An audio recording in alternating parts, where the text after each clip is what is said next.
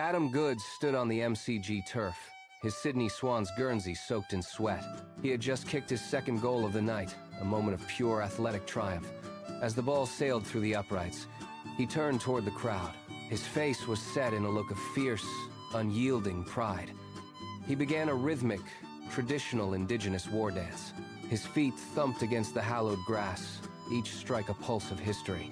His arm extended in a sharp spear-throwing motion, honoring his ancestors. But then, the atmosphere shifted. A low, guttural rumble of booing began to rise. To understand this moment, we must look back to 2013.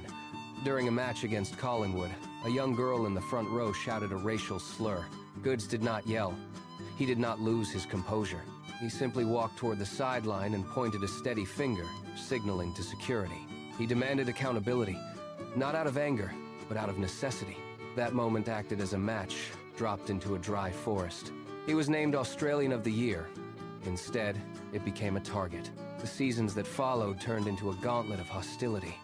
Every time Goodies touched the ball, the sound hit him like a physical wall. It was not just one stadium. It was every arena he entered across the country. The booing became a constant, rhythmic background noise to his every movement. He tried to focus on the game, his eyes tracking the flight of the Sharon, but the hostility followed him like a shadow. It was no longer about football. It was a rejection of his identity. The pressure began to mount, suffocating the joy he once found on the field.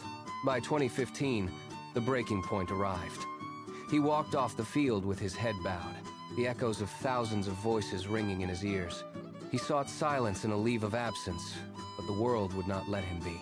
When he returned, the booing resumed with renewed intensity. By the final siren of his last game, there was no lap of honor for the champion. There were no cheering crowds for the dual Brownlow medalist.